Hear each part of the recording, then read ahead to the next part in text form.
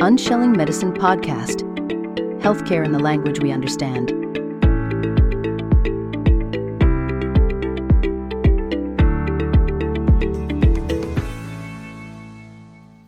Hello, everybody. Welcome to this great episode. Oh my goodness, we have a lot to celebrate. I have my now friend, Joelle Kaufman here, and we have incredible news to share. The last time she was on, we talked about her book, Crushing the Cancer Curveball, because she had this incredible journey that she shared with us of her experience with cancer. And Joelle's book was released like 24 hours ago. In 24 hours, please share with us what happened. In 24 hours, it became a #1 international bestseller. Pew, pew, pew!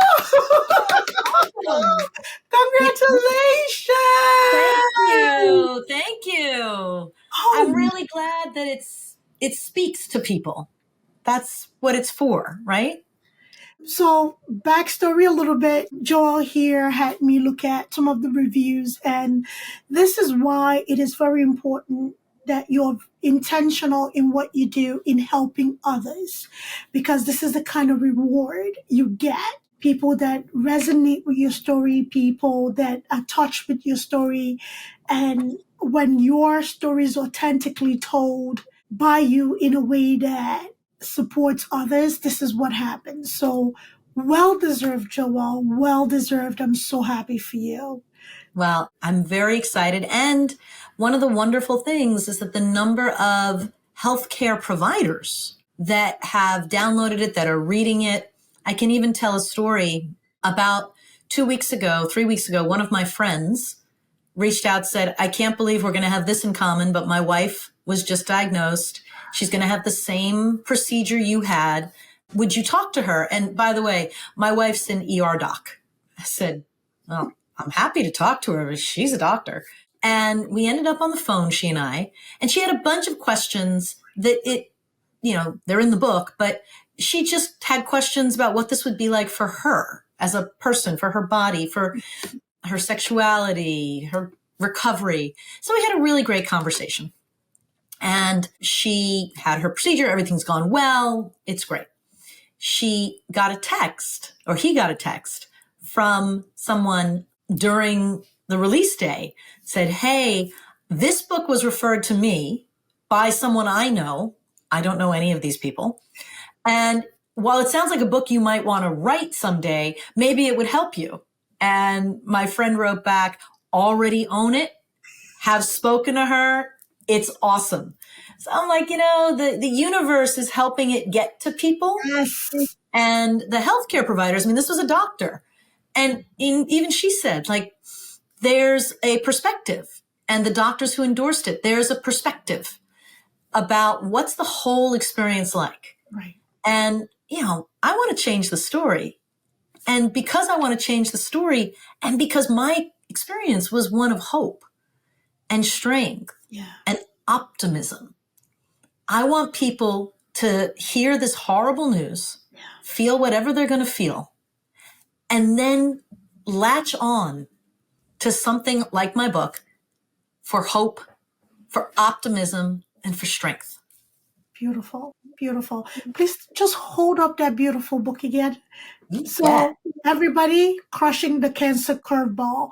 It is on Amazon. So if you're a Kindle person, download it. If you're, traditional thumbing through the page person like me, grab a copy. It is worth a read. Nobody plans for cancer diagnosis.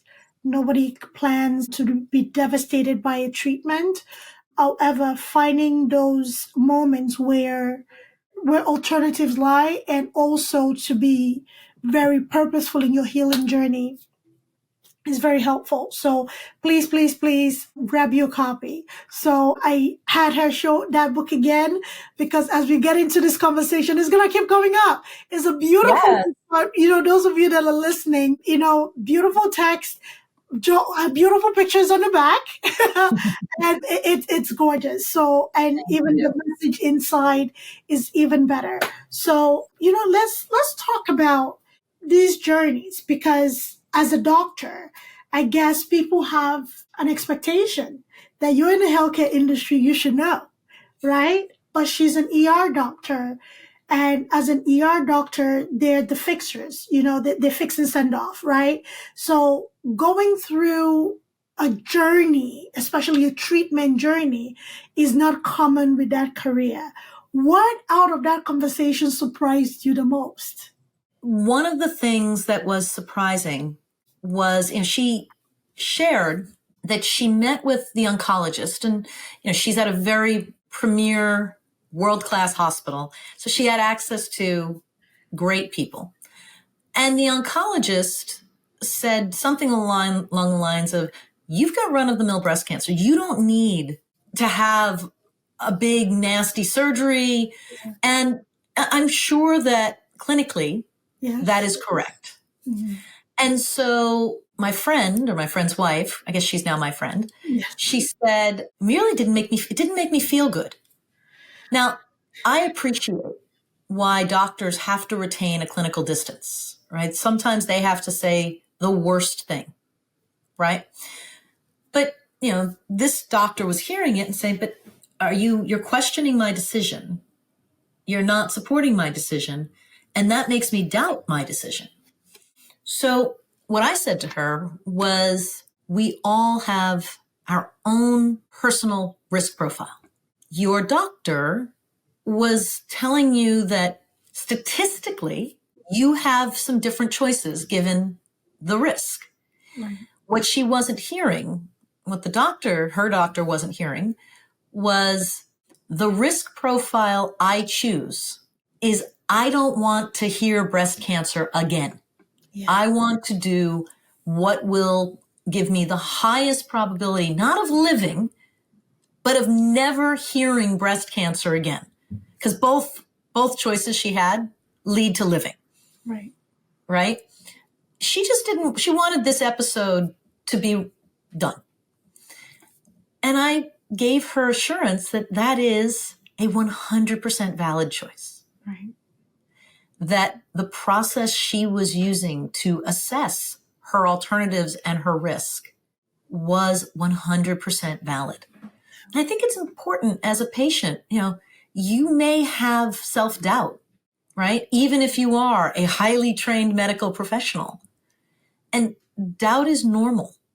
And then making peace with, I'm making my choice based on the full context of my life, right?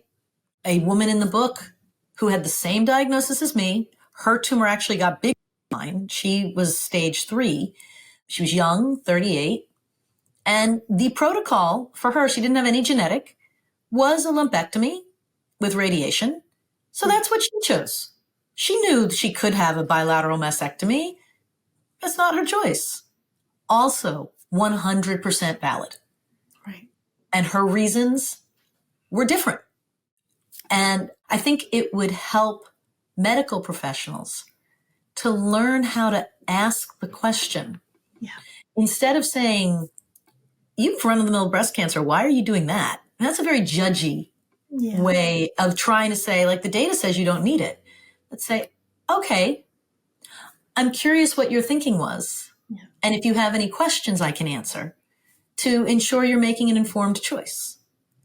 And if I don't have questions, like a question might be like, what's the risk of recurrence with this versus that? And, what are the risk of complications? In this case, the ER doc knew that the placement of the tumor was near her heart. Right. And she had more sensitivity to risk of a cardiac damage from the radiation. So she wanted to avoid radiation. Well, okay, that's her unique body and knowledge and placement. And if her doctor knew that's what she was optimizing for, she could say, okay, that sounds great. Or let me show you what the radiation oncologist can do to protect your heart. That's all. Yeah. So I have a 2-part mindset to everything that you said. So I'm glad it happened to a doctor. I'm glad it happened to a doctor, or I'm glad it happened to a healthcare professional, because sometimes it takes for us to be immersed in the patient experience to understand the empathy we need to apply in our own practices, right? And that experience may actually affect change in her organization, in her emergency room, right? In the way that patient experience and listening to a patient's perspective on their diagnosis and treatment will be carried on forward. And talking about run-of-the-mill breast cancer, there's a lot of ick to that. There's a lot of ick to that, but that also comes from desensitization, right? You're an oncology doctor. You see at least 15 to 20 patients, right? Depending on how busy your practice is, with at the various stages of, the breast cancer diagnosis continuum, whatever you want to call it, right? So over time, it becomes a normal, right? Just like waking up and, it's going to sound crazy, but just like waking up and, brushing your teeth and grabbing a cup of coffee and having a routine, it becomes a professional routine. That the devastation that maybe this doctor may have had earlier on in their practice, it lessens over time because, okay, I see this over and over. This treatment modality has worked over and over. And, when we're talking about the statistics, right? When we're talking about the analysis, we forget sometimes that we put that in front of the human being in front of us, right? We forget this thing we tout, this individualized plan of care. We forget that. Right. So in one aspect, I feel for her, but in another aspect, it couldn't have happened in a more perfect scenario to affect change, right? And with all the doctors and nurses and advanced practitioners listening to this, please let it not be that you get to a point where you experience something this devastating as a breast cancer diagnosis or any diagnosis of any kind that is devastating. When somebody's in front of you, we respect your years of experience. We respect your education. It is very important to bring the person in.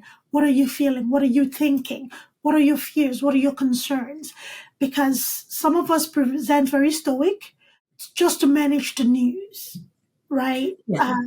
And doesn't mean the questions are not there. So make room for somebody to be able to reach out to you outside of an appointment to ask questions, even if it's not to you directly. Make sure there's that availability within the clinic that, at midnight when this person is scared or concerned, they can write something down or email it, somewhere so somebody can follow up. But with that experience, it's... I will say my doctors and nurses were very responsive over the My Chart email. Yeah. And I do want to suggest to you and to everyone that a breast cancer diagnosis is upsetting, is surprising and unsettling, but doesn't actually need to be devastating. Now, it was shocking and somewhat devastating when my sister was 29. Yeah. Because she was 29. The cancer itself was tiny, was taken out. She had to go through an awful chemo, but it worked, and she was strong and she could handle it, and so on and so forth. And so it was devastating because of her age and because of the things in her life, her wedding, whatever. But for most of us, it's shocking and upsetting. But we actually want to help people see it doesn't have to be devastating, right? It is something you're going to go through. It's something we're going to treat. And for the vast majority, it is something that you are going to go through and past. So we want to be present. And I think healthcare providers, if you are, as you listen, as you think about this, what we want to do is encourage partnership with our patient, right? And so partners ask, not only do you have any questions, because the knee jerk is, no, I got it. Right. But rather, can you tell me how you're thinking about the treatment? Or can you tell me how you're feeling about this plan? Just open-ended questions. And I'm using rather specific words. Like there are people who want to tell you what they're thinking. So you've just asked them to. Or there are people who are caught in the feelings. And we want to let them do their thing. And trying each of those phrases, one of them is probably going to hit. Yeah. And it's okay if they don't have answers because, that, talking about shock, right? Mhm. At times that things happen where you're shocked and, you're not thinking, you're just blank or you're numb, right? So just having room for those questions, eventually when that numbness wears away, when my head clears, I may have a barrage of questions that I would like to ask. However, knowing that I can ask it is very important, like you said. Opening that door so somebody understands that there's room to be heard and also to communicate whatever that feeling may look like.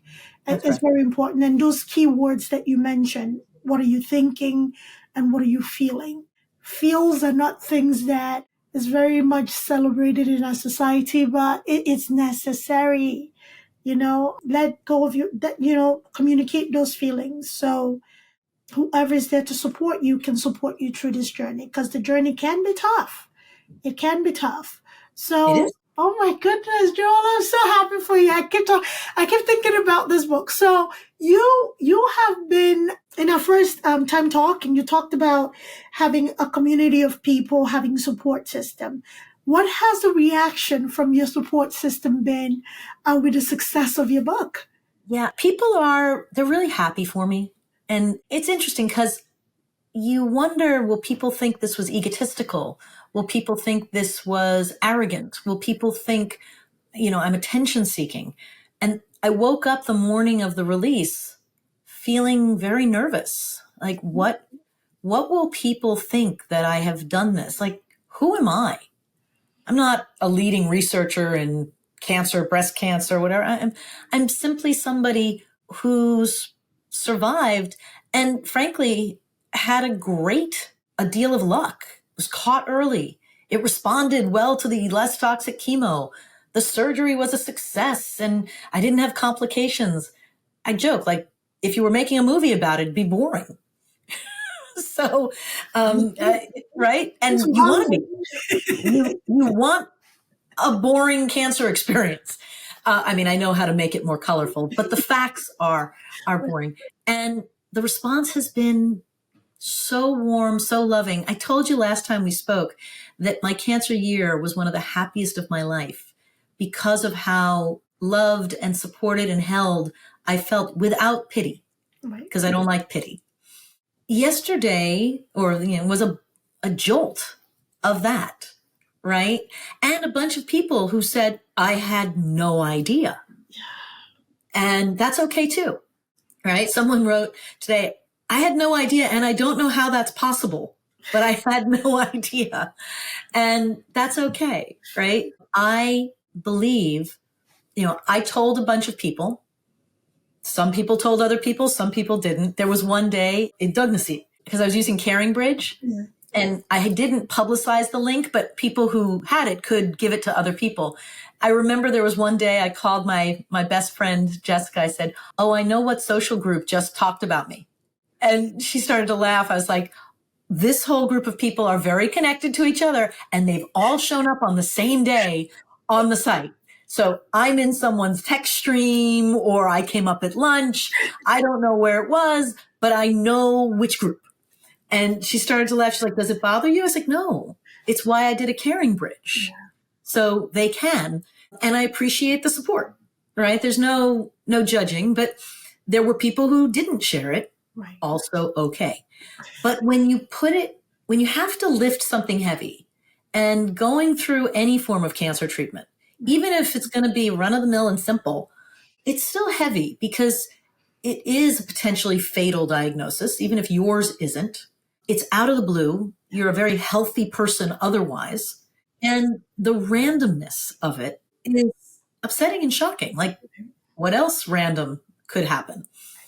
So you need support to lift that up. So if I asked you to support me and it's just the two of us, that's heavy for both of us. But when I ask you And I ask other people if they would just take a little bit. Well, we can lift massive boulders Right. together, and none of us feel like it's terribly heavy. The leading reason people don't tell people about their cancer is because they don't want people to feel obligated. They don't want to be a burden to other people. Now, the second reason is they're afraid of being fired, and that's a whole other conversation. But I don't want to be a burden. And what I want everyone to understand, whether you are a healthcare provider talking with patients or a patient or a friend of a patient, asking for help is not obligating people to help. Right. It is offering them the opportunity to help you. And if they take it, fantastic.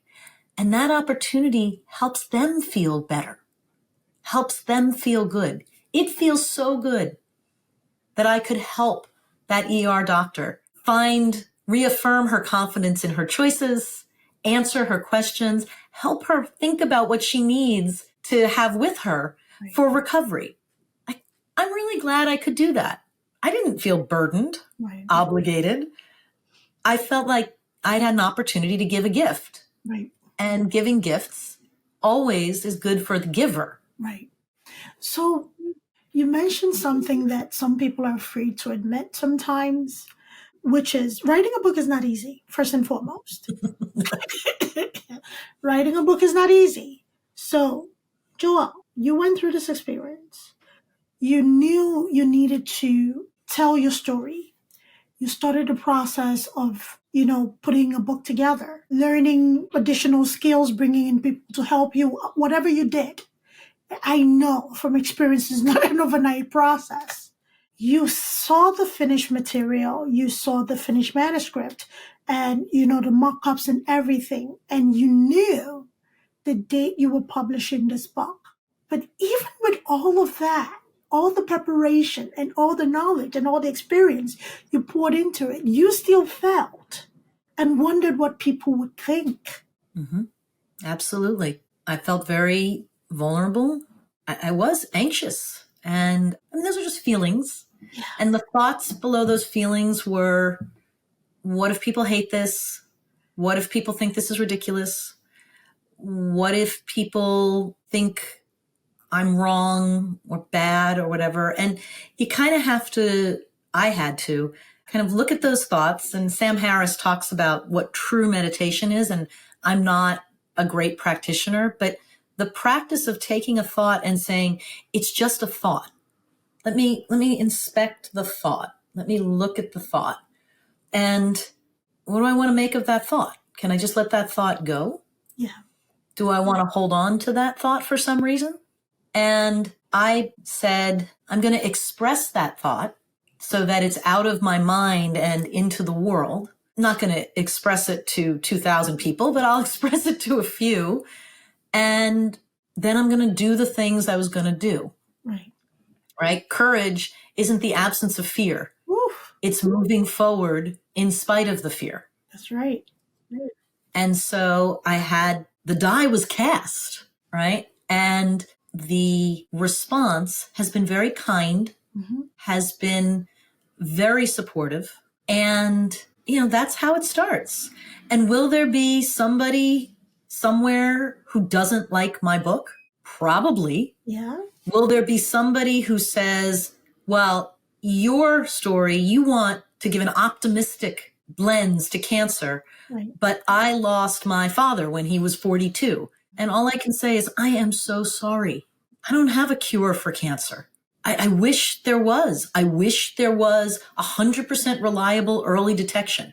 I wish. I don't have that. And I tried not to make my book sound like, you must hear this all the time. People come in and say, I hear that this particular supplement or this food or this diet or this will, prevent cancer. And it's like, I wish, I wish we knew such a thing, but we don't. And I don't have guarantees. I simply can say there's a way to make going through this better. That doesn't guarantee the outcome you want, but science, faith, God, there's other things are about the outcome. Right. Right. And, just to say this, not that you necessarily need it, but just so you did an incredible job. So Thank you. whether somebody likes it, that's their business. That's not your business. Whether somebody touts their education over your experience, that is their business. That is not your business. You wrote a book based on your experience. You wrote a book based on supporting others on that journey.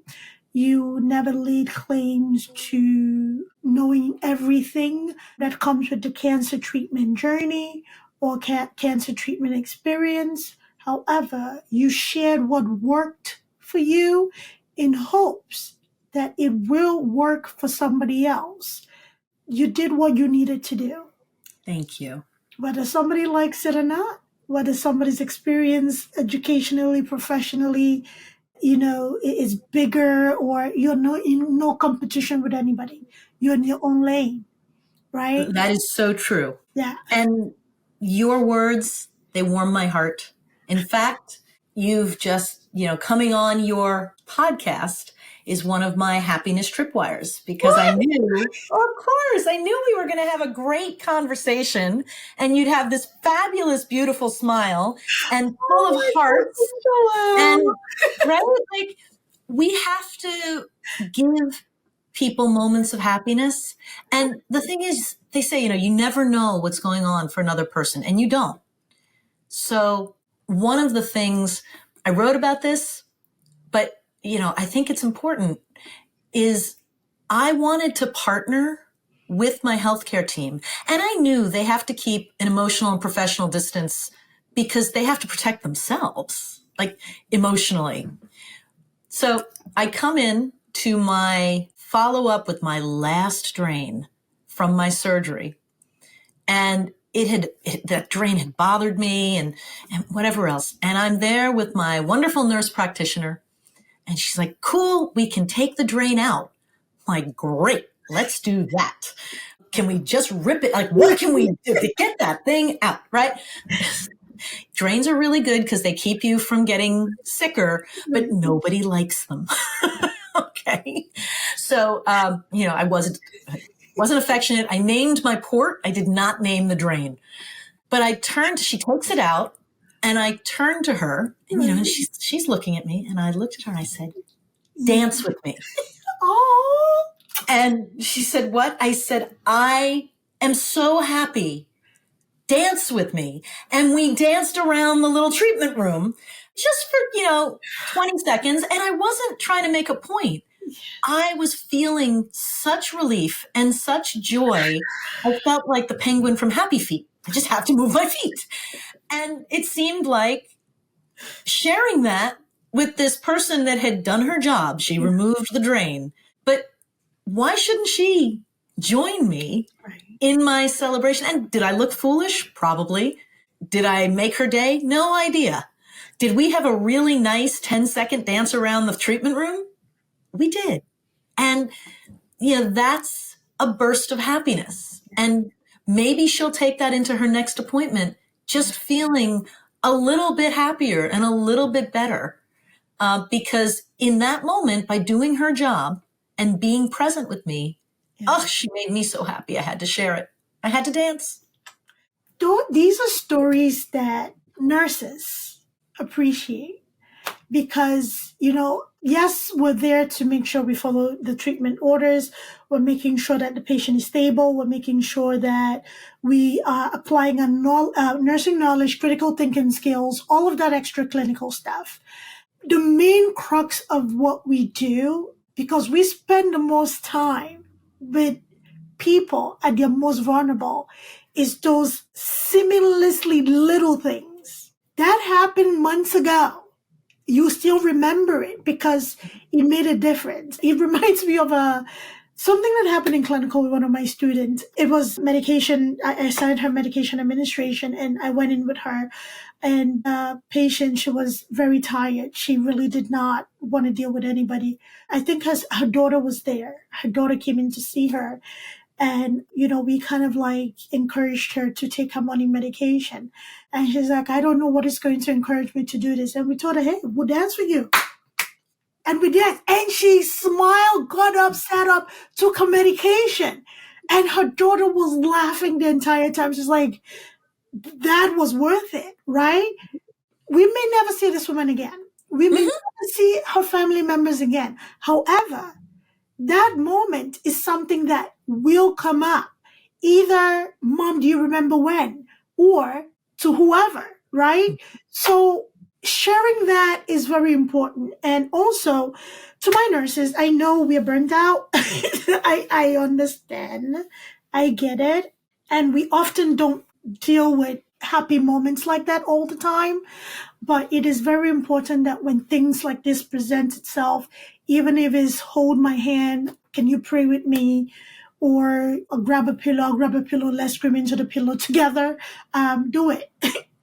Please do it. Because you don't know what need you're meeting for that person.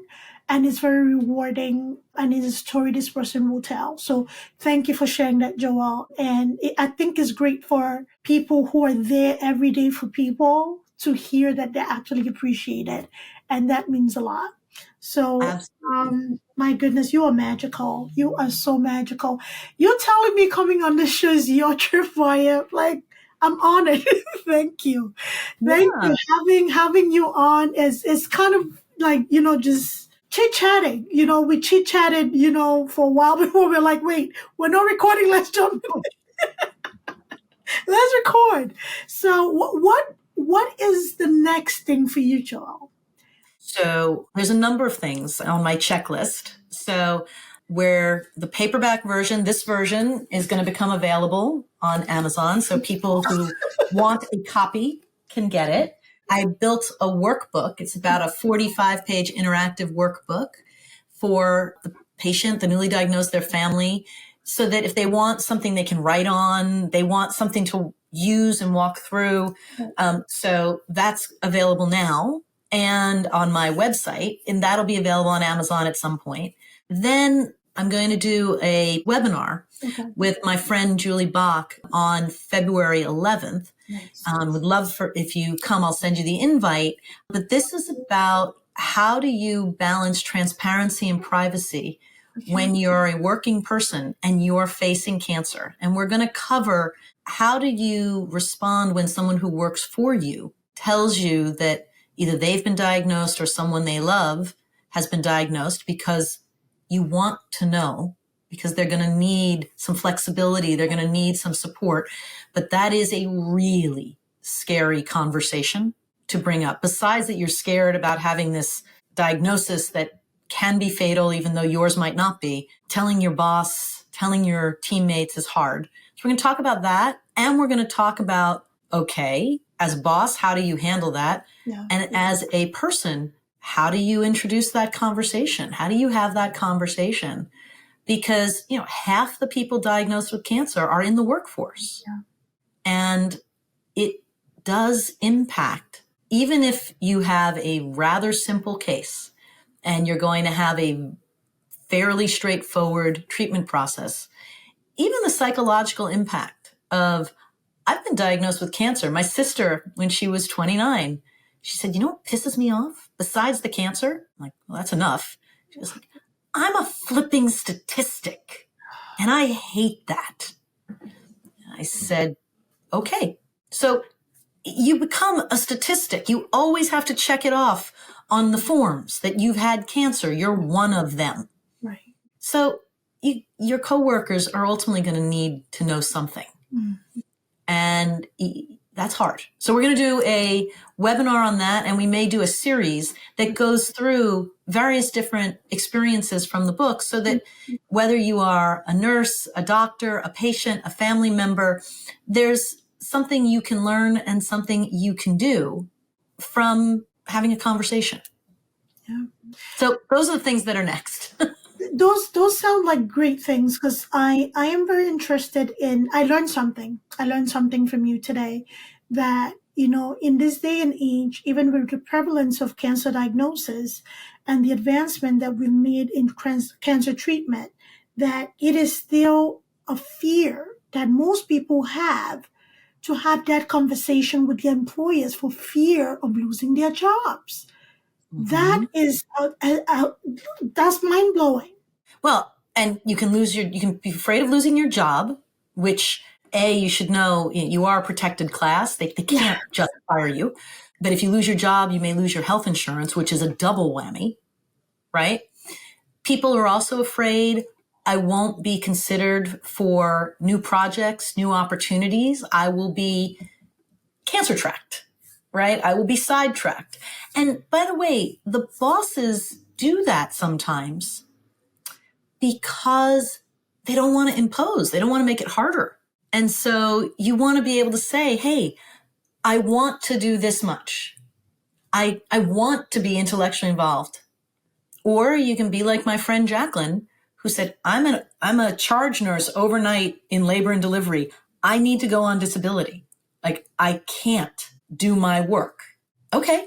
Like, you could be anywhere between those two things. But just like we were saying with the doctor talking to the patient, it's a conversation. Assumptions don't work.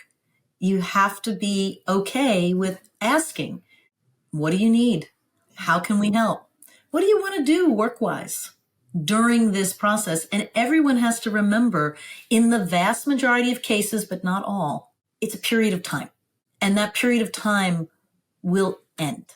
And then you're stronger than ever, if not physically, because you just did something amazing. It's still mind-boggling. I'm learning from you every single time you come in and we have this conversation, because it gives me another avenue to really hone in on the advocacy journey that I'm on. Understanding that some people don't even have access to the support system or treatment that they should have. And more so, people who maybe based on income only have a certain degree of coverage. And then on the flip side, learning that, coverage is actually being denied because of a diagnosis that really actually needs the coverage for treatment is another level of what are we doing? So we could have a whole session about, we've talked about how to advocate for your health with your healthcare providers. Yeah. You're going to also end up doing it with your health insurance carrier. Yeah. And, I ended up writing, it didn't make it into the book, but I have a blog post of, I can outlast your hold music. Like, I'm that stubborn that...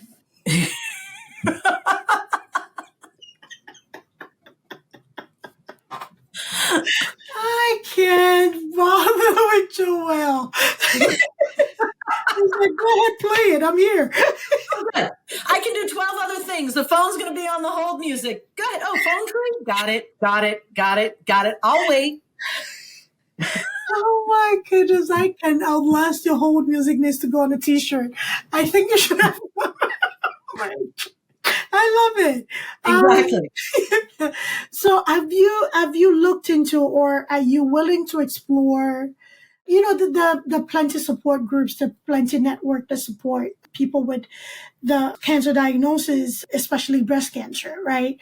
So are you looking to do anything in that arena in addition to maybe having this, seminars, webinars, really discuss the crux of the matter, things that you've seen, experienced, and heard, through your journey? I would love, I love to facilitate conversations, and I love to bring people on thought journeys where they can look at different frameworks, different lenses. So I would love to do workshops, to do seminars, and even to speak with professionals in the field, with patients, with advocacy groups, because together we're partners. Yeah. And I think there's a lot we can learn from each other, and there's a lot to share. There's also opportunities for us all to grow. And so, we're not even close to eradicating cancer.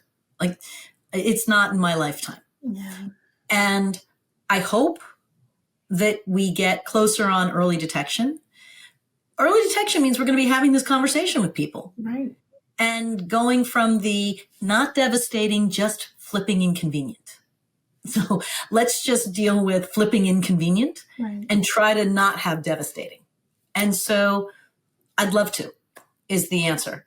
I'd love to. Invite me, reach out to me. Let's do something together. Let's change the world. Absolutely. Absolutely. Joelle, again, I'm very happy for you for your book. Please put it up again. Yes, ma'am. It's beautiful, people. Crushing the Cancer Curveball. Grab a copy, enjoy it. So, Joelle, bask in the success of this well-written book. It is well-deserving. You know, I know earlier in our conversation before we jumped on, I told you to pinch yourself. It's real. So keep doing that. When in doubt, pinch. You know. But make sure you pinch somewhere you feel it. Like I pinch around here and there's nothing. People need to know that if you have a mastectomy, It's true. You're not going to have sensation for parts, and that's just a fact. That is just truth in the most humorous way. It is true. You know, when you're cutting into nerve endings and stuff, sensations do go away. So she is not wrong. She's right. However, we have it here. So pinch here. Sensation. We still have sensation elsewhere. So, goodness. I know where your head went. You come out of that gutter, lady. Benjamin and now, Joelle, I can't. I love these conversations with you.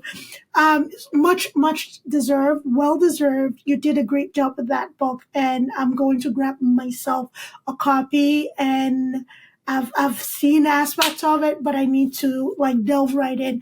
And all of you, please grab a copy. It's a good read. From the reviews I've seen, from the excerpts I've seen, yes, I need to dive head first.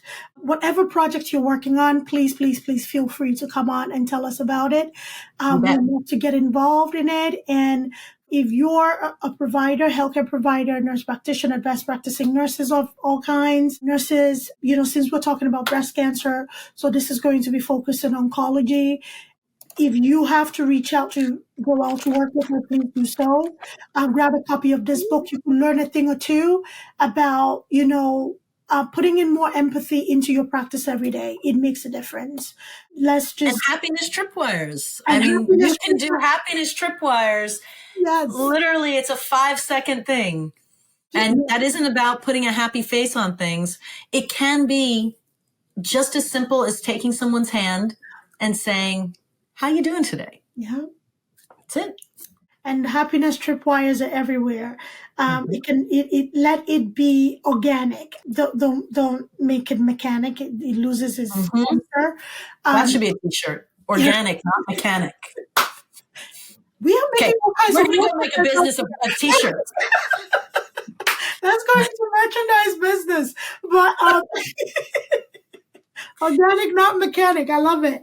So this was great. Thank you for coming on to celebrate your book.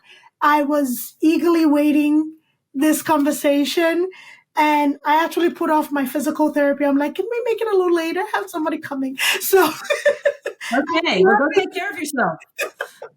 We're going to therapy later, my physical therapy. So this was a great outcome to your book release, and it couldn't have happened to a better human being. And we just met not too long ago, but you are such a ray of sunshine, Joelle. Just being authentically yourself, that shows through. And please don't ever let anybody have you doubt now for 1 second. Thank you. All right. So we will talk again, I am sure, soon. We will. And please just let everybody know where to get your book, your website, and how to reach you. One more time. You bet. So get the book on Amazon.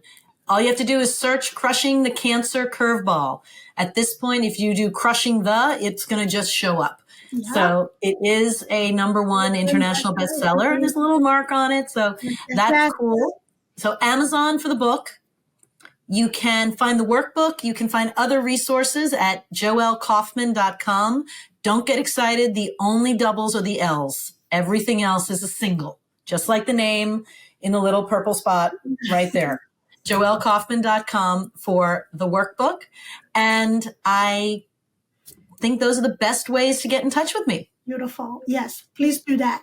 We'll also include that in the show notes so you don't have to worry about the spelling and everything else. We'll make sure you have the right links. And yes, everybody, please take care of yourself. Be somebody's happiness tripwire if you can. All right? Great. Spread joy. Spread joy. That part. Thank you, Joelle. Take care. All right, take care, everybody.